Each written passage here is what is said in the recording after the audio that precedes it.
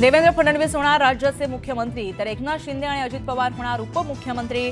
फडणवीसांच्या भेटीनंतर शिंदेंनी घेतला निर्णय, सूत्रांची माहिती।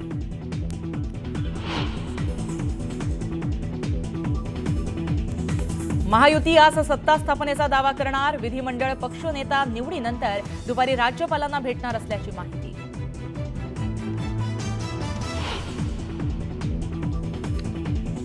भाजपच्या आमदारांची आज विधान भवनामध्ये बैठक। विधिमंडळ गटनेत्याची होणार निवड। केंद्रीय निरीक्षक विजय रुपाणी आणि निर्मला सीतारमण रात्रीच मुंबईत दाखल।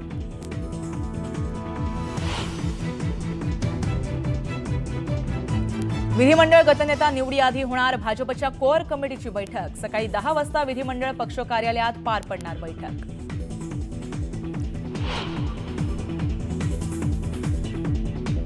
सहा दिवसानंतर शिंदे फडणवीसांची भेट। वर्षावर बंद दाराआड दोन्ही नेत्यांमध्ये 50 मिनिटं बैठक। शिवसेनेला नगर विकासासह आणखीन एक महत्त्वाचं खातं देणार।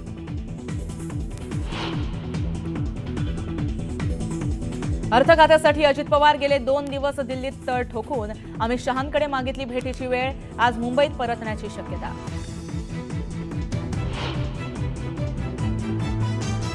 महाशपथविधी सोहळ्याची महातयारी। पंतप्रधान मोदी अमित शहांसह 20 राज्यांचे मुख्यमंत्रीही राहणार उपस्थित। सोहळ्याचं बस स्टॉप, थिएटर आणि एलईडी स्क्रीनवर थेट प्रक्षेपण।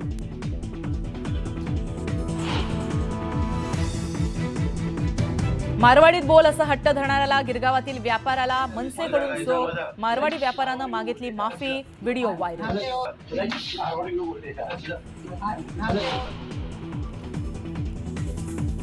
छत्रपती शिवाजी पार्कातील रमाकांत आचरेकर सरांच्या स्मारकाचं लोकार्पण। सचिन तेंडुलकर, प्रवीण आमरेही उपस्थित। मनसे अध्यक्ष राज ठाकरेही हजर।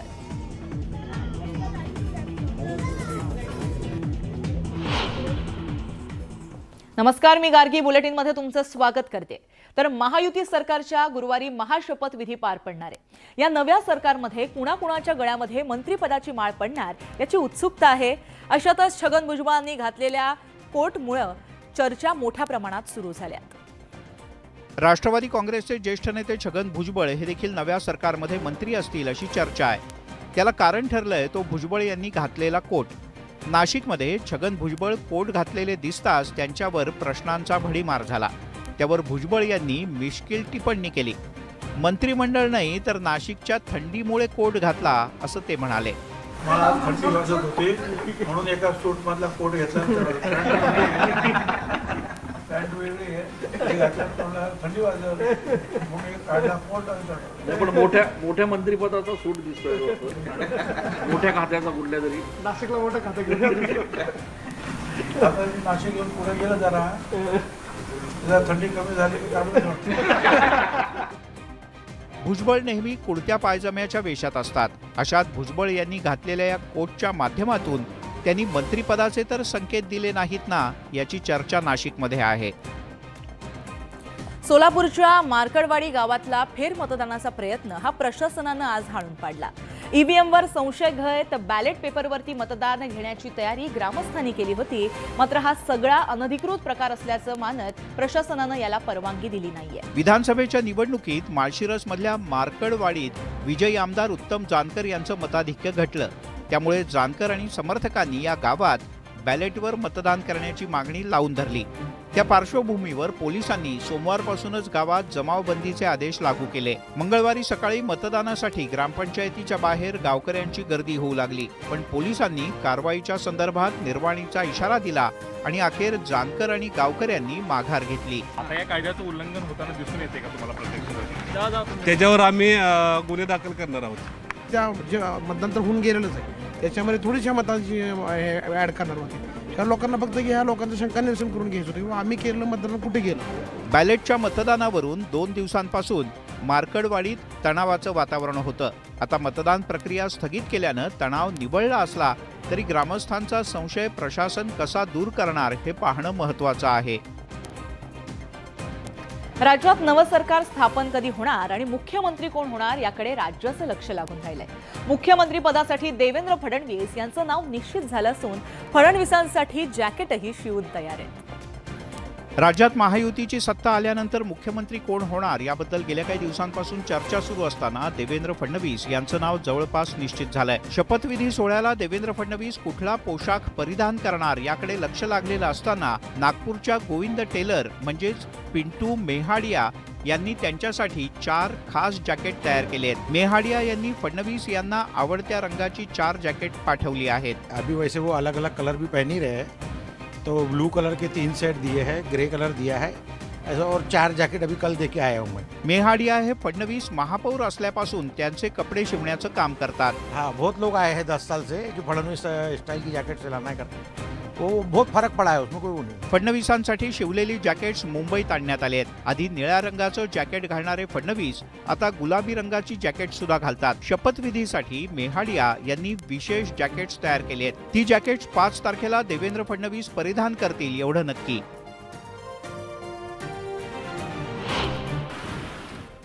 नांदेड जिल्ह्यात अवकाळी पावसानं हजेरी लावली आहे। काल रात्रीच्या सुमारास जिल्ह्यासह अनेक ठिकाणी अवकाळी पाऊस झाल्यानं नागरिकांची एकच तारांबळ उडाली होती। दरम्यान अवकाळी पाऊस झाल्यानं पिकांचं काही प्रमाणात नुकसान होण्याची शक्यता आहे। गिरणा आणि अंजनी धरणाच्या शेती सिंचनासाठी सोडण्यात येणाऱ्या आवर्तनांबाबत नियोजन करण्यात येणार आहे। साधारणपणे नववर्षाच्या पहिल्या आठवड्यामध्ये आवर्तन सोडण्यात येईल अशी माहिती पाटबंधारे विभागाच्या कार्यकारी अभियंत्यांनी दिली आहे। त्यामुळे शेतीला मोठा फायदा होणार आहे। अलिबागच्या मानकुळे, बिहिरीचा पाडा, नारंगीचा टेप या भागातील महिलांनी डोक्यावर हंडा घेत अलिबाग जिल्हाधिकारी कार्यालयावर मोर्चा काढला। परिसरामध्ये पाण्याची टंचाई निर्माण असल्यामुळे आणि झाल्यामुळे महिला आक्रमक झाल्यात। लोणावळ्यातील प्रसिद्ध असलेल्या चिक्की शिल्पाची दुरावस्था झाली आहे। गेल्या अनेक वर्षांपासून या शिल्पाची साफसफाई करणं अपेक्षित होतं, मात्र याकडे कुणीही लक्ष देण्यास तयार नसल्याचं म्हणणं स्थानिकांनी मांडलंय। जळगावच्या गिरणा पंपिंग प्लांटवरून येणारी जुनी पाईपलाईन चोरी केल्याचा प्रकार समोर आला। दरम्यान या प्रकरणी महानगरपालिकेचे माजी विरोधी पक्षनेते सुनील महाजन यांच्यासह 6 जणांवर गुन्हा दाखल करण्यात आलाय। पाचोरा तालुक्यातील खडक देवळा खुर्द इथं 8 जनावरांना विषबाधा झाल्याचा प्रकार समोर आला। यामुळे पशुपालकांमध्ये खळबळ उडाली आहे। या 2 जनावरांना वाचवण्यास पशुवैद्यकीय पथकाला यश आलंय, तर घटनेत राजू परदेशी या शेतकऱ्यांचं मात्र सुमारे 7 लाखांचं नुकसान झालंय। अकोल्यामध्ये कार आणि बाईकमध्ये झालेल्या अपघातामध्ये 3 जण गंभीर जखमी झाल्याची घटना समोर आली आहे। एसयूव्ही कारनं धडक दिल्यानंतर चालक घटनास्थळावरून पसार झाल्याची माहिती मिळते। या प्रकरणी पोलिसांकडून अधिकचा तपास सुरू आहे। साताऱ्याच्या कराडमधील वारुंजीमध्ये विहिरीमध्ये पडून 4 वर्षाच्या मुलीचा मृत्यू झाला। ओवी जाधव असं या मुलीचं नाव आहे। ती आपल्या मामाच्या घरी आली होती। दरम्यान घराबाहेर खेळताना ही दुर्दैवी घटना घडली आहे। माणगावच्या दिघी पुणे हायवेवरती चोरट्यांनी 3 फ्लॅट आणि 1 बंगला फोडत सोन्याच्या दागिन्यांसह लाखो रुपये लंपास केले। घरफोडीची संपूर्ण घटना सीसीटीव्हीमध्ये कैद झाली आहे। जळगावच्या धरणगावामध्ये कापसाचं उत्पादन घटलं, त्यात दर्जाही खालवल्यानं भाव कमी मिळतोय। भाववाढीच्या अपेक्षेनं अनेक शेतकऱ्यांनी घरातच कापूस साठवून ठेवल्याचं चित्र आहे। त्यामुळे तालुक्यातील 17 पैकी केवळ 7च जिनिंग यंदा सुरू आहेत। महावितरणाच्या कोरडी औष्णिक वीज केंद्राची सुमारे 1320 मेगावॅटनं क्षमता वाढवणार आहेत। केंद्रीय पर्यावरण विभागानं या वीज केंद्रामध्ये 660 मेगावॅट क्षमतेनं 2 वीज संच उभारण्यास परवानगी दिली आहे। पश्चिम विदर्भातील शेकडो विद्यार्थ्यांचा लॉंग मार्च अमरावतीहून धारणीकडे निघालाय। वसतिगृहामध्ये प्रवेशाच्या मागणीसह इतर मागण्यांसाठी हे विद्यार्थी रस्त्यावर उतरलेत। आदिवासी प्रकल्प कार्यालयावरती हा मोर्चा धडकणार आहे। नागपूर शहरातील 14 चौकामध्ये दुपारी 3 तास नो रेड सिग्नल उपक्रमाअंतर्गत सिग्नल बंद ठेवण्यात येणार आहेत। या ठिकाणी दुपारच्या वेळी गर्दी राहत नसल्यानं हा निर्णय घेण्यात आलाय। भंडाऱ्यातल्या गराडा इथं स्वस्त रेशन दुकानामध्ये अनियमितता आढळून आली आहे। त्यामुळे जिल्हा पुरवठा अधिकाऱ्यांकडून दोन्ही दुकानांवरती कारवाई करण्यात आली आहे। जिल्ह्यातील इतर दुकानदार व्यवस्थित धान्य देत नसतील तर पुरवठा विभागाला तक्रारी करण्यात याव्यात असं आवाहन करण्यात आलंय। कडाक्याची थंडी आणि ढगाळ वातावरणामुळे द्राक्ष उत्पादक शेतकरी हवालदिल झालेत। ऐन द्राक्ष हंगाम बहरण्यापूर्वीच संकटात येण्याची धास्ती उत्पादकांना मिळाली आहे आणि लागली आहे। पुण्यातल्या जुन्नर, आंबेगाव, नारायण परिसरामध्ये द्राक्ष शेती केली जाते, मात्र ढगाळ हवामानामुळे मोठं नुकसान होण्याची भीती वर्तवली जाते। डॉक्टर बाबासाहेब आंबेडकर तंत्रशास्त्र विद्यापीठाच्या मागील वर्षी परीक्षा झालेल्या पदविका विभागाच्या मार्कशीट अद्याप न मिळाल्यामुळे विद्यार्थ्यांना मनस्ताप सहन करावा लागतोय। पुढील वर्षाचे प्रवेश रखडले आहेत। प्रवेशाची तारीख उलटून गेल्यानं दंडाची रक्कम भरून प्रवेश द्यावे लागणार आहे। उल्हासनगर मध्यवर्ती पोलीस ठाण्याच्या हद्दीमध्ये एका महिलेला व्हॉट्सअप चॅटिंग करणं महागात पडलंय। या महिलेला तब्बल 10 लाखांचा ऑनलाईन गंडा घालण्यात आलाय। या प्रकरणी पोलीस स्टेशनमध्ये गुन्हा दाखल करण्यात आलाय। जळगाव शहराची हवा अधिक स्वच्छ राहिली यासाठी आणि राहावी यासाठी मागील 2 वर्षांमध्ये केंद्र शासनानं महानगरपालिकेला तब्बल 6 कोटी दिले। एवढा निधी देऊनही शहराची हवा जितकी चांगली असायला हवी तितकी नसल्यामुळे जळगाव शहर 4थ्या क्रमांकावर आहे। जळगाव जिल्ह्यामध्ये केळीच्या पिकावरती करपा, पनामा व्हायरस आणि CMV या 3 रोगांचा प्रादुर्भाव झालाय। केळीचं उत्पादन धोक्यात आल्यामुळे केळी उत्पादक शेतकरी संकटात सापडलाय। जळगाव जिल्ह्यामध्ये 4 डिसेंबर रोजी राष्ट्रीय जंतनाशक दिन साजरा करण्यात येणार आहे। जिल्ह्यातील अंगणवाडी आणि शाळांमध्ये बालकांना जंतनाशक गोळ्यांचं वाटप करण्यात येणार आहे, अशी माहिती जिल्हा आरोग्य अधिकारी सचिन भायेकर यांनी दिली आहे।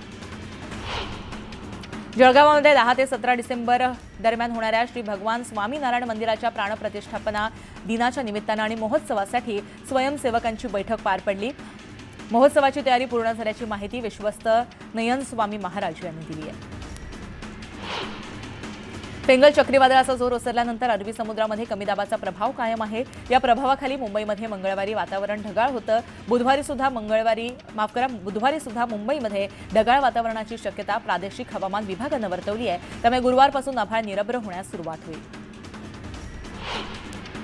फेंगल चक्रीवादळामुळे मुंबईतील तापमानामध्ये वाढ झाली आहे। तापमान वाढल्यानं ऐन डिसेंबरमध्ये मुंबईकरांना उष्णतेचा सामना करावा लागतोय। दरम्यान डिसेंबर महिन्यामध्ये देशभरात अपेक्षित थंडी पडण्याची शक्यता नाहीये, असा अंदाज हवामान विभागानं व्यक्त केला आहे। डिसेंबर महिन्यामध्ये देशाचा वायव्य भाग, पूर्व आणि ईशान्य भागातील काही मध्य भागामध्ये थंडीची लाट येण्याची शक्यता कमी आहे। देशामध्ये दक्षिणेकडील भाग वगळता कमाल तापमान सरासरीपेक्षा जास्त असेल, असा अंदाज हवामान विभागानं वर्तवला आहे। मुंबईतील हवामानामध्ये सुधारणा नोंदवण्यात आली आहे। समीर ॲपच्या नोंदीनुसार मुंबईच्या काही भागामध्ये हवा समाधानकारक दर्जाची तर काही ठिकाणी हवा मध्यम श्रेणीमध्ये नोंदवली गेली आहे, तर शिवडी इथे चांगल्या दर्जाच्या हवेची नोंद करण्यात आली आहे। 31 पूर्वी महानगरपालिका आणि अग्निशमन दलाकडून मुंबईतील हॉटेल्स, रेस्टॉरंटची अग्निसुरक्षेबाबत पाहणी केली जाणार आहे। या ठिकाणी अग्निसुरक्षिततेच्या बाबतीत नियमांचं पालन केलं जातंय की नाही याची खातरजमा केली जाणार आहे। ठाण्यातील डॉक्टर काशीनाथ घाणेकर मिनी नाट्यगृहामध्ये 63वी हौशी राज्य नाट्य स्पर्धेचं प्राथमिक फेरी ही सुरू आहे। 5 डिसेंबर ते 13 जानेवारी दरम्यान ही स्पर्धा रंगणार असून विविध नाट्य आविष्कार पाहण्याची संधी नाट्यरसिकांना मिळणार आहे। वाशी खाडी पुलावरून मुंबईच्या दिशेनं प्रवास करणाऱ्या वाहन चालकांना लवकरच दिलासा मिळणार आहे। सायन पनवेल मार्गावरील वाशी खाडीवर उभारण्यात येत असलेल्या नवीन उड्डाणपुलांपैकी मानखुर्द बाजूकडील उड्डाणपुलाच्या डेक उभारणीचं काम जवळपास पूर्ण झालंय। नेव्ही डेच्या सेलिब्रेशनसाठी गेटवे ऑफ इंडिया येथील जेट्टी मंगळवारी सायंकाळपर्यंत आणि पासून बुधवारपर्यंत 2 दिवस बंद ठेवण्यात येणार आहे। त्याचा परिणाम हा रायगडमधील जलवाहतुकीवरती होणार आहे। परिणामी एलिफंटा, मांडवा, जेएनपीटी दरम्यान जलवाहतूक सेवाही कोलमडली आहे। बदलापूरमध्ये पूर्व आणि पश्चिमेला जोडणारा एकमेव उड्डाणपूल धोकादायक स्थितीमध्ये येण्याची शक्यता निर्माण झाली आहे। 20 वर्षांपूर्वी बांधण्यात आलेल्या या पुलावरती सातत्याने डांबरी लेअर टाकले जात असल्यामुळे पुलाचं कन्स्ट्रक्शन हे जॉईन बुजल्याचं दिसून येत आहे। मानानं सामाजिक बांधिलकी जपत MMR ग्रोथ हब मध्ये गृहनिर्मितीसह वृद्ध आणि नोकरदार महिलांसाठी वसतिगृह बांधण्याचा निर्णय घेतलाय। ग्रोथ हबमधील 8 लाख घरांच्या प्रारूप आराखड्यात यासंबंधीचा समावेश करण्यात आला। आराखड्यानुसार म्हाडाचे मुंबई मंडळ मुंबईतील 3 वृद्धाश्रम आणि नोकरदार महिलांसाठी 7 वसतिगृह बांधण्यात येणार आहेत। ठाणे खाडी पूल 3 प्रकल्पासाठी दक्षिणेकडील अर्थात पुण्याहून नवी मुंबईच्या दिशेनं येणाऱ्या मार्गिकेचे 90% काम पूर्ण झालंय। उर्वरित काम फेब्रुवारी 2025 पर्यंत पूर्ण करून ही मार्गिका वाहतूक सेवेमध्ये दाखल करण्याचे MMRDCचे नियोजन आहे। त्यामुळे फेब्रुवारीपासून पुणे नवी मुंबई प्रवास हा सुसाट होण्याची शक्यता वर्तवली जाते। अंबरनाथ बदलापूर रेल्वे स्थानकातील प्रवाशांना दिलासा देण्यासाठी महत्त्वाच्या असलेल्या 3ऱ्या-4थ्या मार्गिकेच्या कामातील महत्त्वाच्या टप्प्याला आता गती मिळाली आहे। लहान मोठ्या पुलांच्या कामांसाठी मुंबई रेल्वे विकास महामंडळानं 34 कोटींची निविदा जाहीर केली आहे। वैद्यकीय महाविद्यालयांमध्ये विद्यार्थ्यांना पुरवण्यात येणाऱ्या सोयी सुविधा, उपलब्ध प्राध्यापक संख्या, उपकरणं आणि साहित्य यांची तपासणी करण्याचा निर्णय आयोगानं घेतलाय। वैद्यकीय मूल्यांकन आणि क्रमवारी मंडळाकडून ही तपासणी प्रक्रिया लवकरच सुरू केली जाणार आहे। येत्या आर्थिक वर्षामध्ये मालमत्ता कर वसुलीचं 1000 कोटी रुपयांचं लक्ष्य गाठण्याचं मोठं आव्हान नवी मुंबई महानगरपालिकेपुढे असणार आहे. 6 महिने होऊन गेले तरी मालमत्ता कराची 350 कोटी रुपयांची वसुली या विभागानं केली आहे. इंडियन मेडिकल असोसिएशनच्या भिवंडी शाखेची कार्यकारिणी घोषित करण्यात आली आहे. अध्यक्षपदी डॉक्टर महेंद्र मडवी तर सचिवपदी डॉक्टर मोहद्दीस मोमिनी यांची निवड करण्यात आली आहे. बदलापुरातील रेल्वे स्टेशन परिसरामध्ये दररोज चाकरमान्यांना वाहतूक कोंडीचा सामना करावा लागतोय. सायंकाळी आणि रात्रीच्या वेळेस बेशिस्त रिक्षा चालक आणि फेरीवाल्यांमुळे वाहतूक कोंडीत भर पडतीये. वाहतूक विभाग आणि पालिका देखील याकडे कानाडोळा करत असल्याचा आरोप बदलापूरकर करतायत. नागपूर आमदार निवासामध्ये स्वतंत्र डायनिंगची व्यवस्था करण्यात आली आहे. पुरुष आमदारांसाठी सुद्धा स्वतंत्र डायनिंग रूम असणार आहे. डॉक्टर बाबासाहेब आंबेडकर यांच्या महापरिनिर्वाण दिनाच्या निमित्तानं अनुयायांच्या सोयीसाठी गुरुवारी मध्यरात्री परळ, कल्याण आणि कुर्ला पनवेल स्थानकादरम्यान 12 विशेष लोकल चालवण्यात येणार आहेत. या लोकल सर्व स्थानकांवर थांबणार आहेत. डॉक्टर बाबासाहेब आंबेडकरांच्या महापरिनिर्वाण दिनाच्या निमित्तानं अनुयायांसाठी 7 डिसेंबरपर्यंत विशेष बस फेऱ्यांचं नियोजन करण्यात आलंय. दादर रेल्वे स्थानकापासून 15 ते 20 मिनिटांच्या वारंवारतेनं बस सेवा उपलब्ध करण्यात येणार आहे. महापरिनिर्वाण दिनाच्या निमित्तानं मुंबईमध्ये स्थानिक सुट्ट्या जाहीर करण्यात आल्या. यानुसार सरकारी कार्यालय, महानगरपालिका कार्यालय, शाळा, महाविद्यालय बंद राहणार आहेत. केईएम शिव नायर कुपर रुग्णालयांसह उपनगरीय रुग्णालयांमध्ये नवीन भरती केलेल्या 600 परिचारकांबरोबरच आरोग्य केंद्रामध्ये रुजू झालेल्या 325 सहाय्यक परिचारकांचं वेतन हे 5 महिन्यांपासून रखडलंय. दरम्यान जानेवारीमध्ये वेतन न मिळाल्यास आंदोलनाचा इशारा देण्यात आला. बाटलीबंद पाणी तसंच मिनरल वॉटरला भारतीय अन्न सुरक्षा आणि मानक प्राधिकरणानं सर्वाधिक धोकादायक असलेल्या अन्नपदार्थांच्या श्रेणीमध्ये समावेश करण्याचा निर्णय घेतलाय. या निर्णयामुळे बाटलीबंद पाण्याची विक्री करणाऱ्या कंपन्यांवर मान्यता लाभलेल्या त्रयस्थ कंपन्यांकडून तपासणीला सामोरं जावं लागणार आहे. मागील 5 वर्षांमध्ये पहिल्यांदाच देशातील एटीएमच्या संख्येमध्ये घट झाली आहे. सप्टेंबर 2024 अखेर देशामध्ये एटीएमची संख्या 2,55,078 इतकी होती, तर 1 वर्षापूर्वी ही संख्या 2,57,940 होती. सरकारकडून संसदेमध्ये ही माहिती देण्यात आली आहे. नोव्हेंबर 2024 मध्ये देशातील बेरोजगारीचा दर कमी होता. 8.1% तो आला होता. या काळामध्ये बेरोजगारांच्या संख्येमध्ये 34% घट झाली. असं जरी असलं तरी सुद्धा केवळ 5 लाख लोकांनाच रोजगार मिळाला. राजधानी दिल्लीतील प्रदूषणात किरकोळ घट झाल्यानं आणि हवा गुणवत्ता निर्देशांकामध्ये सुधारणा झाल्यानं दिल्लीकरांना काहीसा दिलासा मिळालाय. नोव्हेंबरमध्ये प्रदूषणामुळे शहरातील आणि शहराची अवस्था ही गॅस चेंबर सारखी झाली होती. थंडीचा हंगामा असल्यामुळे सध्या बाजारामध्ये शेवग्याच्या शेंगांना मागणी वाढली आहे. मात्र बाजारामध्ये सध्या शेवग्याच्या शेंगांची आवक ही कमी झाली आहे. घाऊक बाजारामध्ये शेंगा 300 ते 350 रुपये किलो झाल्या आहेत, तर किरकोळ बाजारामध्ये शेंगांचे दर हे 400 रुपये किलोपर्यंत गेले आहेत.